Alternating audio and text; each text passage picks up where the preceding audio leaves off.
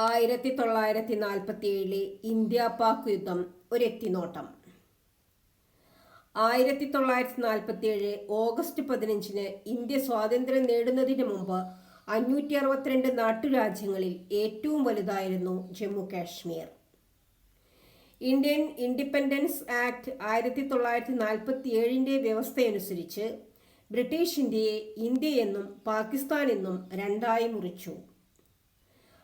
1947 August 15 British ഇന്ത്യയിൽ ബ്രിട്ടന്റെ മേധാവിത്വം അവസാനിക്കുകയും നാട്ടുരാജ്യങ്ങൾക്ക് ഇന്ത്യയിലോ പാകിസ്ഥാനിലോ ചേരുവാനോ അല്ലെങ്കിൽ സ്വതന്ത്രമായി നിൽക്കുവാനോ ഉള്ള അധികാരം നൽകി. സ്വാതന്ത്ര്യത്തിന് തൊട്ടു മുൻപ് കാശ്മീരിലെ രാജാവിന് ഇന്ത്യയിൽ നിന്നും പാകിസ്ഥാനിൽ നിന്നും തങ്ങളുടെ രാജ്യത്തോടൊപ്പം ലയനക്കരാറിൽ ഒപ്പിടാനായി സമ്മർദ്ദം നേരിടേണ്ടി വന്നു. ഈ സാഹചര്യത്തിൽ കാശ്മീർ മഹാരാജാവ് ഹരിസിംഗ് തൻ്റെ രാജ്യം സ്വതന്ത്രമായി നിൽക്കട്ടെ എന്ന് തീരുമാനിച്ചു.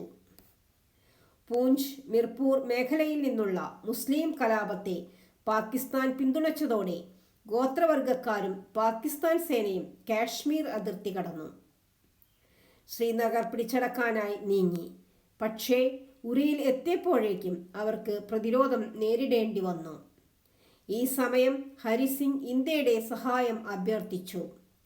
തങ്ങളോടൊപ്പം കൂടിയാൽ സഹായിക്കാൻ തയ്യാറാണെന്ന ഇന്ത്യയുടെ വ്യവസ്ഥ അവസാനം ഹരിസിംഗ് അംഗീകരിക്കുകയും ലയനക്കരാറിൽ ഒപ്പിട്ട് കാശ്മീർ ഇന്ത്യയുടെ ഭാഗമാകുകയും ചെയ്തതോടെ ഇന്ത്യൻ സൈന്യം കാശ്മീരിലെ നുഴഞ്ഞുകയറ്റക്കാരുമായി യുദ്ധം ആരംഭിക്കുകയും ചെയ്തു.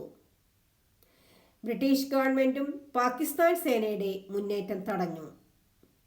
438 ദിവസത്തിന് ശേഷം UN നിർദ്ദേശപ്രകാരം 1948 ഡിസംബർ 31 വെടിനിർത്തൽ നിലവിൽ വന്നു.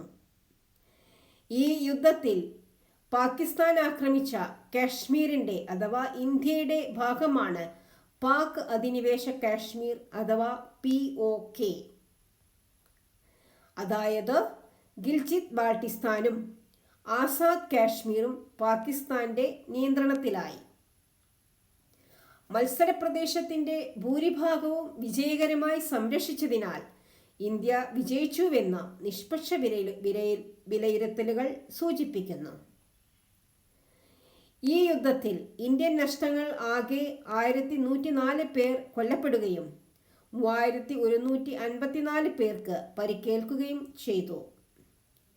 പാകിസ്ഥാനിൽ ഏകദേശം 6000 പേർ കൊല്ലപ്പെടുകയും 14000 പേർക്ക് പരിക്കേൽക്കുകയും ചെയ്തു.